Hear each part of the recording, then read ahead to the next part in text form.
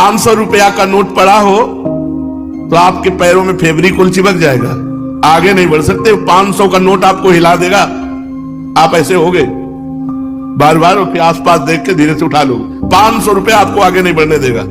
अगर 10-20 नोट 500 के पड़े हो और आसपास कोई हो ना, और आपको फिर उनको क्रॉस करना हो, निकल जाना हो वहां से, फिर आपकी परीक्षा होगी कि आप कितने बहादुर हो, कि आप उनको रौंदते हुए निकल जाओ। उनका कोई महत्व ना हो, जैसे रद्दी कागज ऐसे तुम्हें, लेकिन ऐसा नहीं होगा।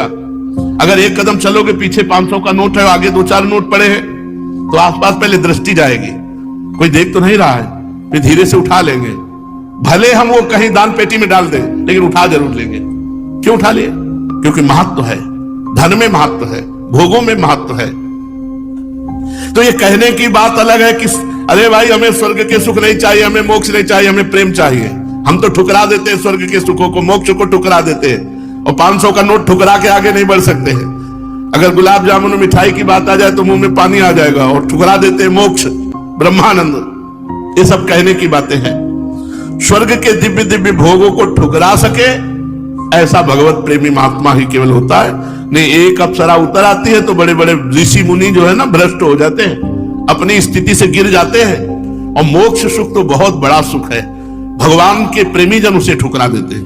मोक्ष सुख को अगर कोई ठुकरा पाया तो भगवत प्रेमी महात्मा, जो अभी स्वर्ग के सुख जानते नहीं। अब जैसे पहले ऋषि मुनियों के पास जो है अप्सराएं आया करती थी, बोले अमुक ऋषि के पास, जैसे विश्वामित्र जी के पास बोले मेनका जी आई, उनके पास अमुक आई। अब नहीं आती है, जरूरत है नहीं। वो तो जो समस्त इंद्रियों पर विजय प्राप्त करके मृत्यु लोक के समस्त भोग प्रणाली को रौंद दिया और हेरा नहीं उनकी तरफ, तब दिव्य लोकों की अप्सराएं उनके सामने आती हैं। यहां दिव्य आने की जरूरत है नहीं। तो स्वर्ग के सुख तो तब उतरे ना जब मर्त्य लोक के सुखों का विजेता हो।